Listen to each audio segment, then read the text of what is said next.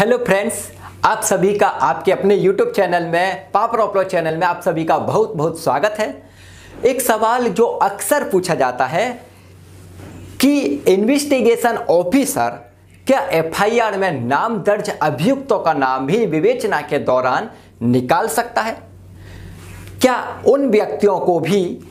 Case diary में शामिल करके अभियुक्त बनाया जा सकता है जिन व्यक्तियों का नाम किसी भी एफआईआर में दर्ज नहीं है, यानी कि जो नेम्ड एक्यूज नहीं बनाए गए हैं एफआईआर में, क्या उन व्यक्तियों को भी अभियुक्त बनाया जा सकता है? और अगर तीसरी बात कि अगर नेम्ड एफआईआर में से अभियुक्तों का नाम निकाल दिया जाता है तो क्या उनको दोबारा से अभियुक्त बनाने के लिए सीआरपीसी में या किसी और कानून में किसी और तरीके का कोई प्रोविजन दिया हुआ है? आज के इस वीडियो में हम साथियों इन्हीं 3 सवालों पर बातचीत करते हैं और देखते हैं कि इस संबंध में कानून क्या कहता है। दोस्तों, किसी भी व्यक्ति के विरुद्ध एफआईआर रजिस्टर करने का मतलब यह नहीं होता है कि वह एफआईआर में दोषी हो गया। एफआईआर में आरोप लगाए जाते हैं कि आरोप लगाने के बाद विवेचना में उन आरोपों की सत्यता की जांच की जाती है। इन्वेस्टिगेशन ऑफिसर की ये जिम्मेदारी होती है कि उन आरोपों को सत्यता की जांच करे और ये पता लगाए कि एफआईआर में जो लिखाने वाले एफआईआर में हैं, जो जिसने एफआईआर लिखाई है उसमें आरोप जो लगाए हैं उसमें कितनी सत्यता है। अगर विवेचना के दौरान वो इल्जाम सत्य नहीं पाए जाते हैं, आईओ तमाम तरीके से एविडेंस कलेक्ट करता है, लोगों के इन्वेस्टिगेशन रिकॉर्ड करता है और इस स्टेटमेंट रिकॉर्ड करने के बाद, एविडेंस कलेक्ट करने के बाद अगर अभियुक्त के विरुद्ध लगाए गए आरोपों से संबंधित कोई साक्ष्य नहीं आता है तो इन्वेस्टिगेशन ऑफिसर को यह पूरी तरीके से पावर है सेक्शन 169 सीआरपीसी में कि नेम्ड अभियुक्त का नाम भी केस डायरी में से निकाल दे और चार्जशीट में भी उनका नाम निकाल दे। तो आईओ को यह पूरी तरीके से यह पावर है कि किसी का भी नाम निकाल सकता है अगर उसके खिलाफ विवेचना के दौरान कोई ये साक्ष्य नहीं आते हैं तो। अब दोस्तों, दूसरा प्रश्न ये था कि क्या ऐसे लोगों को जिनका नाम एफआईआर में नहीं है उनको भी अभियुक्त बनाया जा सकता है क्या? केस डायरी में शामिल किया जा सकता है क्या विवेचना के दौरान? तो दोस्तों, इस संबंध में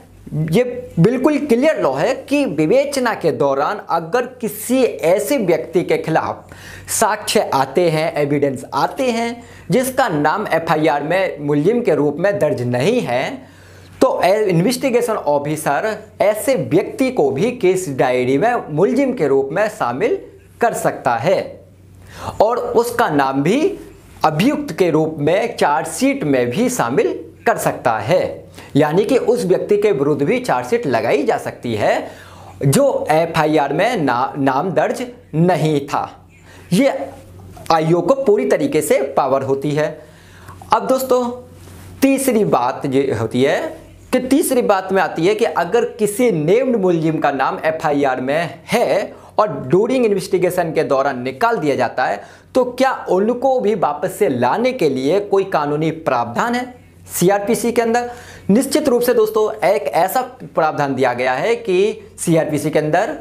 कि सेक्शन 319 दिया गया है सीआरपीसी का कि पावर टू प्रोसीडिंग अगेंस्ट अगर person appear be guilty of offence,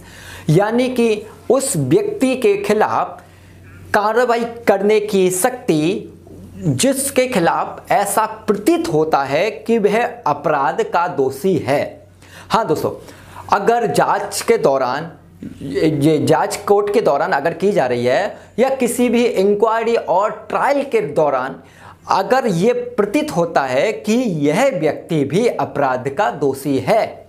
उसके खिलाफ किसी भी तरीके से ट्रायल में ये एविडेंस कोई आ जाता है या कोई ऐसा व्यक्ति जिसका नाम एफआईआर में नहीं था या ऐसा व्यक्ति जिनको निकाल दिया गया था एफआईआर में से, जिस चार्जशीट में से केस डायरी के दौरान, इन्वेस्टिगेशन के दौरान, तो ऐसे व्यक्तियों को खिलाफ कोर्ट में इंक्वायरी और ट्रायल के दौरान एविडेंस आने पर कोर्ट से सेक्शन 319 सीआरपीसी के तहत ऐसे व्यक्तियों को भी संबद्ध कर सकती है। और ट्रायल फेस करने के लिए उनको न्यायालय में भी बुला सकती है। अगर वो न्यायालय में हाजिर नहीं होते हैं तो उनके खिलाफ समन और वारंट जारी करती है, पर जो प्रोसीडिंग जो दी गई है वो जारी कर सकती है कोर्ट। हाँ दोस्तों, तो यहाँ पे दोस्तों एक शर्त और होती है कि ये जो नए व्यक्तियों को जिनको